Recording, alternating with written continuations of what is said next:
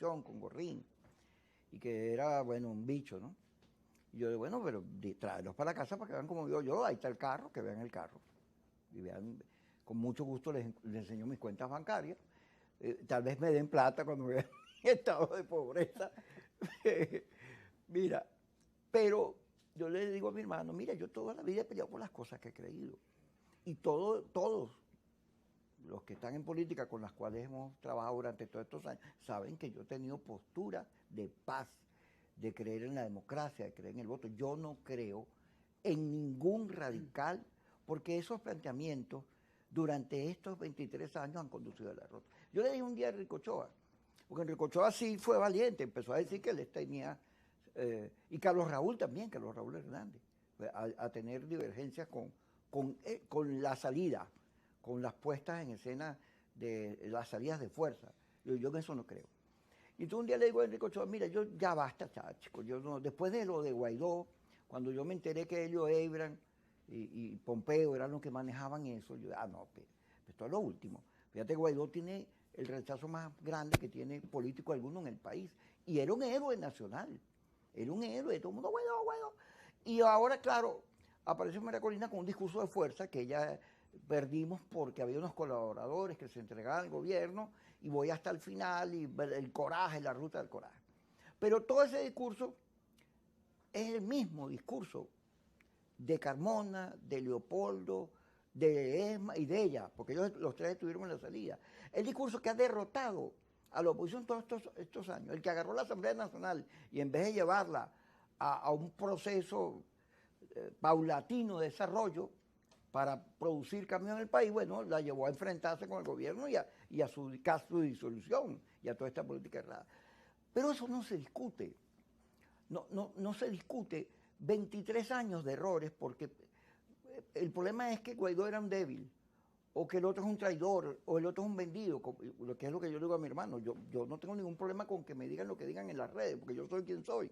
Y lo digo clarito aquí, y reto a cualquiera de estos señores a discutir la política, porque no tienen argumentos, lo que tienen es la emoción. El país está malo, hay una crisis profunda económica, el que no tiene plata se angustia, empieza a buscar respirar, y entonces otra vez la salida es sacar Maduro mañana.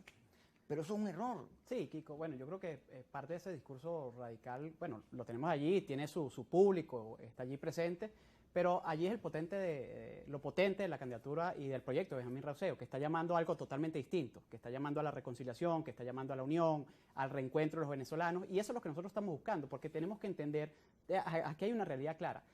Quienes hoy ostentan el poder no pudieron con la oposición, porque no han podido con la oposición. Es decir, no han podido eliminarnos, extinguirnos. Y nosotros no hemos podido sacar a quienes hoy tienen el poder. Esa es una realidad. Entonces, ¿qué es lo que tenemos que avanzar? Un proceso de transición que nos permita devolverle el proceso de reinstitucionalidad al país y volver a tener esa Venezuela en sendas del desarrollo, del progreso, del bienestar, que al final es la Venezuela que anhelamos y queremos todos los venezolanos. Hay que ver lo que pasa, la situación tan crítica que están viviendo la gente en el interior del país. Eso da tristeza ver cómo los productores agrícolas no tienen gasolina, no pueden sacar sus cosechas, la crisis de los servicios públicos. Es decir, tenemos un país devastado. ¿Y qué es lo que tenemos que hacer? Bueno, ponernos de acuerdo para avanzar en devolverle la institucionalidad al país y la democracia finalmente, porque yo sí estoy convencido que nosotros en 2024 vamos a lograr ese cambio necesario, que además lo decíamos, el 85% del país quiere y anhela ese cambio político en Venezuela. ¿Qué tenemos que hacer quienes somos los factores democráticos? Bueno,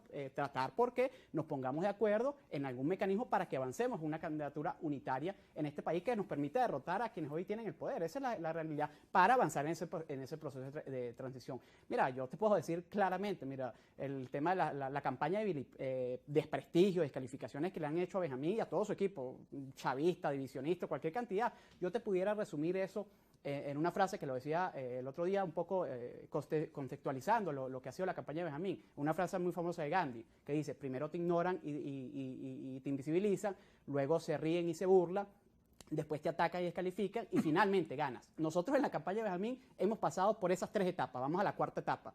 Es decir, primero, cuando empezó a emerger la candidatura de Benjamín de manera espontánea, además, hay que decirlo, muchos analistas políticos, dirigentes políticos decían no lo tomaban en serio, no la consideraban, la trataban de invisibilizar.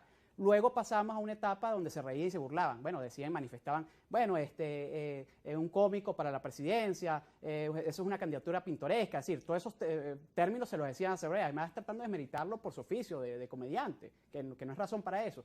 Luego pasamos a una etapa más intensa y más fuerte, que es la etapa de descalificación, de ataques, pues que es en la que actualmente estamos, en la que le han dicho chavista, divisionista. Bueno, cuando estábamos en las primarias decían que era pagado por Maduro para ganar las primarias, para después enfrentarse en 2024 y asumir la derrota. Después que no estamos en las primarias, ahora dicen que en efecto el juego era dividir a la oposición, implosionar las primarias, y no es así. Nosotros simplemente no estamos en ese proceso porque no consideramos que era el proceso que inicialmente concebíamos, donde bueno, iban a haber 5.000, 6.000 centros de votación, donde iba a permitir que 4 o 5 millones de electores se pudieran expresar. Decidimos distanciarnos, sin embargo, allí respetamos a quienes están en ese proceso y ojalá ese proceso lleve a feliz término. Nosotros creemos que no se va a dar por las amenazas que tiene, evidentemente, y los ataques del gobierno. Pero bueno, nada, pues allí está ese sector. Nosotros lo que hemos dicho claramente es que después en 2024, en el proceso real, en el juego bonito, como quien dice, es donde tenemos que sentarnos a hablar, a conciliar todos los sectores, porque aquí hay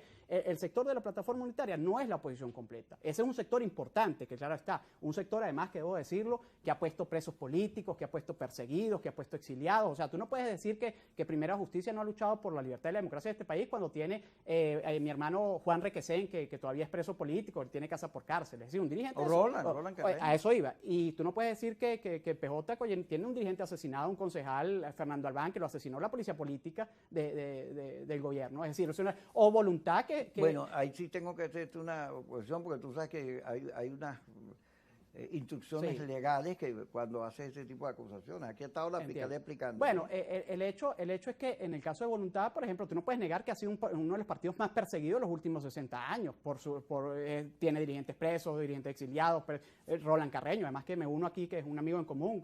Pedimos la libertad de nuestro hermano Roland Carreño, no tiene más de 2 años y 8 meses preso injustamente. Es decir, ellos han tenido, a lo que voy con esto es que son parte de este proceso, pero no son toda la oposición. Es decir, los reconocemos, lo valoramos y nosotros entendemos que son necesarios para el cambio político en el país. Nosotros, Benjamín lo ha dicho claro, nosotros no vamos a caer en descalificaciones a los adversarios ni a quienes están allí en ese proceso. ¿Por qué? Porque entendemos que hacen falta para el 2024, porque después que avance esa primera fase de ese proceso, no es lo mismo sentarse a hablar ponerse de acuerdo con 14 precandidatos que sentarse a hablar con un precandidato que allí salga. Nosotros consideramos que Benjamín tiene hoy las condiciones y los atributos necesarios para estrencar el juego político del país, porque es un tipo que tiene reconocimiento nacional, porque es un tipo que conecta con los sectores más humildes y populares de este país, porque es un tipo que está hablando de reconciliación, de reencuentro, del cambio que une, es un mensaje que no es excluyente, que incluye más bien, es decir, tiene unas condiciones que están allí, es un tipo que está en capacidad de unificar a sectores que vienen desde la más radical de la oposición